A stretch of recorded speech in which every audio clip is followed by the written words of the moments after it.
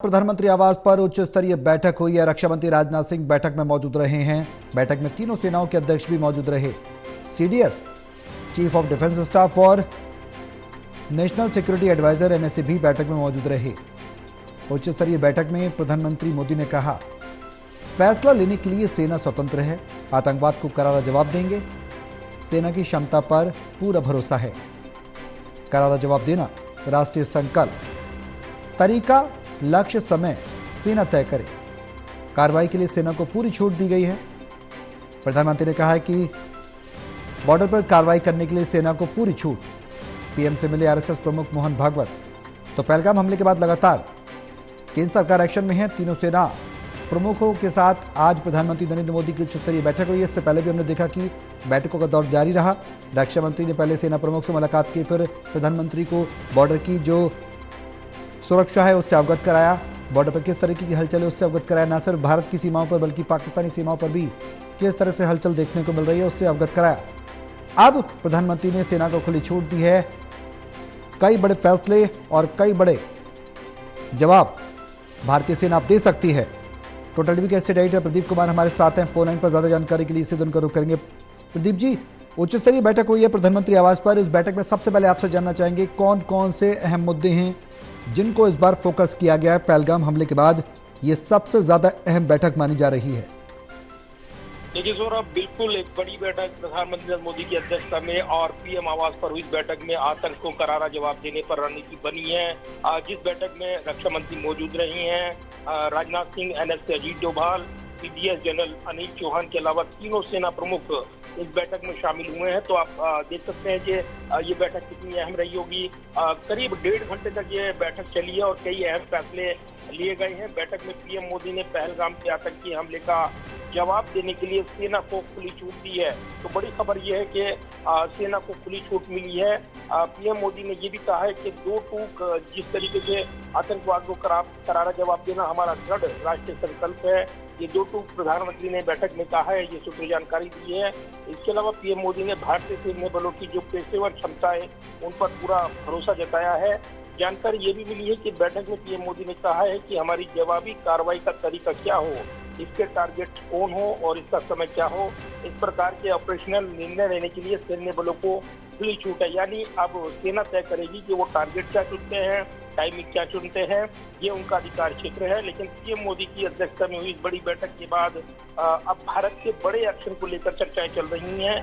PM Modi की बैठक इसलिए भी महत्वपूर्ण रही है कि इसका अंदाजा इस बात से लगाया जा रहा है कि इस बैठक के फौरन बाद संघ प्रमुख मोहन भागवत भी पीएम मोदी से मुलाकात करने पीएम आवास पहुंचे हैं। शायद ये प्रत्यक्ष तौर पर पहली मुलाकात, ये तस्वीर जो यहाँ पर ये बयान देती नजर आ रही है कि कहीं न कहीं कुछ बड़ा, कहीं न कहीं घटनाक्रम होगा और निश्चित तौर पर पहलगाम आतंकी हमले का करारा जवाब सैन्य बल देंगे, ऐसा दिखाई देता है। तो कहीं न कहीं ये जरूर है कि इस बड़ी बैठक के बाद जो भारत का अगला एक्शन है क्या होगा, इसको लेकर तमाम चर्चाएं चल रही हैं। बिल्कुल प्रदीप जी, ये जो बड़ी बैठक है सभी की नजरें इस पर टिकी हुई हैं और लगभग इसी बात का अंदाजा लोग कर रहे थे कि बैठक से कुछ बड़ा निकल कर आएगा। और वो बड़ा यह है कि खुली छूट जो सेना को दी गई है, तीनों सेनाओं को खुली छूट प्रधानमंत्री नरेंद्र मोदी के द्वारा दी गई है। क्या यह माना जाए कि अब आने वाले समय में इसे युद्ध के आगाज के तौर पर देखा जा सकता है?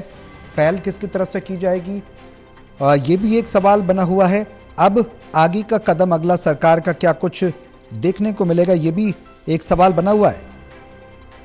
और देखिए बिल्कुल, और जिस तरीके से यहाँ पर सेना को खुली छूट मिलने का मतलब बिल्कुल साफ है कि वो तय करेंगे ऑपरेशनल चीजें और जिस तरीके से टाइमिंग और सेना का जो मुंह होता है, जिस तरीके से जवाब दिया जाता है, वो अपने टारगेट खुद चुनेंगे। तो अब पूरी खुली छूट यहाँ पर मिली है, ये सूत्र दावा कर रही हैं। इसके अलावा जिस तरीके से बैठक में अलग मुद्दों को लेकर आगे की रणनीति पर खास तौर से चर्चा हुई है, ये जानकारी मिल रही है कि महत्वपूर्ण बैठक में पहलगाम हमले के बाद की सुरक्षा स्थिति, आतंकियों के खिलाफ अभियान और आगे की रणनीति पर गहन चर्चा हुई है।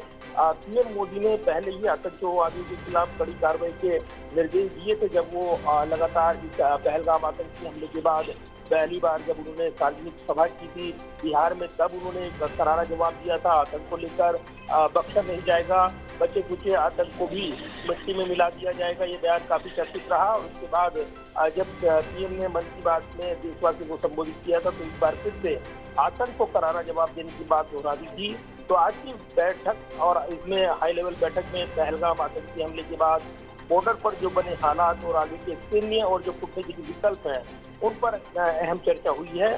तो इससे पहले पहलगाम आतंकी हमले के बाद भारत ने कई बड़े कदम उठाए, जिससे सिंधु जल संधि निलंबित की गई, पाकिस्तानी नागरिकों के वीजा रद्द किए गए, नई दिल्ली में मौजूद पाकिस्तानी उच्चायोग के रक्षा, नौसेना और वायुसेना सलाहकारों को अवांछित व्यक्ति घोषित करने जैसे कठोर कदम उठाए गए हैं।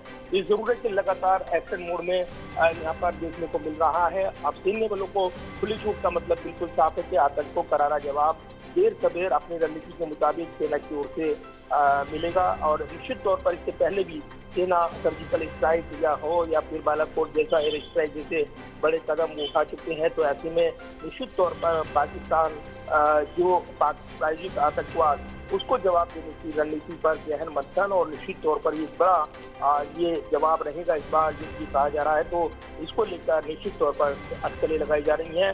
कूटनीतिक तौर पर जो भारत ने पहल की और जिस तरीके से अलग अलग विदेशी मिशनों को उनको राजनीतिकों को अपना मैसेज दिया और जिस तरीके से आतंक के पीछे पाकिस्तान का चेहरा बेनकाब हुआ है, एक बार फिर से ये साफ हुआ है कि इस आतंकी हमले का जो मॉड्यूल सीमा पार से तैयार किया गया और जिस तरीके से उसको अंजाम दिया गया तो बिल्कुल साफ हो गया है कि आतंक को बर्दाश्त नहीं किया जाएगा और जीरो टॉलरेंस की नीति आतंक के प्रति इसको समर्थन मिला है। व्यापक अगर कहीं आप इसको राजनीतिक समर्थन यहाँ पर देखने को मिला है। सर्वदलीय बैठक में तमाम राजनीतिक दलों ने समर्थन दिया, सरकार कोई भी एक्शन ले, आतंक को जवाब दे। इसके अलावा जिस तरीके से जो लगातार यहाँ पर सरकार की ओर से एक्शन लिए जाने की प्लानिंग रणनीतिक बैठक देखने को मिली है, वो बड़ा इशारा कर रही है कि अब जो है कहीं न कहीं एक बड़ा एक्शन लिया जाएगा। आतंक को नेस्तनाबूद करने के लिए कड़े कदम उठाए जा सकते हैं, तरह के इशारे मिल रहे हैं। बिल्कुल प्रदीप जी, और सवाल ये भी है कि अंतर्राष्ट्रीय स्तर पर भी भारत को कई जो देश है उनका सहयोग मिलता नजर आ रहा है।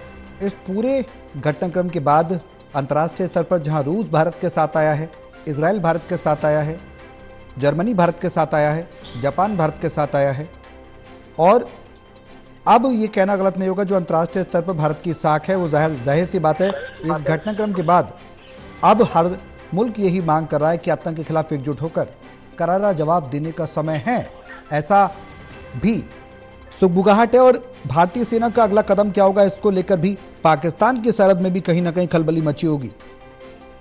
देखिए बिल्कुल, और जिस तरीके से पाकिस्तान बोखला में बयान दे रहा है वो उसकी जो कमजोर जो पहलू है उसको जाहिर कर रहे हैं, क्योंकि कहीं न कहीं पाकिस्तान जवाबदेही से बचने के लिए गाहे बगाए अलग अलग तरह के बयान अपने आप को ये साबित करने के लिए कि वो तैयार है या फिर ये जवाबी हमले के लिए तैयारी कर रहा है, इस तरह के बयान उसकी ओर से देखने को मिल रहे हैं। लेकिन वो भाग चुका है कि भारत के जो तेवर और खास तौर से आतंक को करारा जवाब मिलेगा, ये उसको ये कहीं ना कहीं चीज परेशान करे, इसलिए वो कभी चीन के पीछे छूटने की कोशिश कर रहा है या फिर अंतर्राष्ट्रीय तौर पर राहत पाने की उम्मीद कर रहा है। लेकिन आतंक के प्रति जो नीति उसने अपनाई है उसका एक भारी खामियाजा अब उसको भुगतना पड़ेगा, ऐसा दिखाई देता है।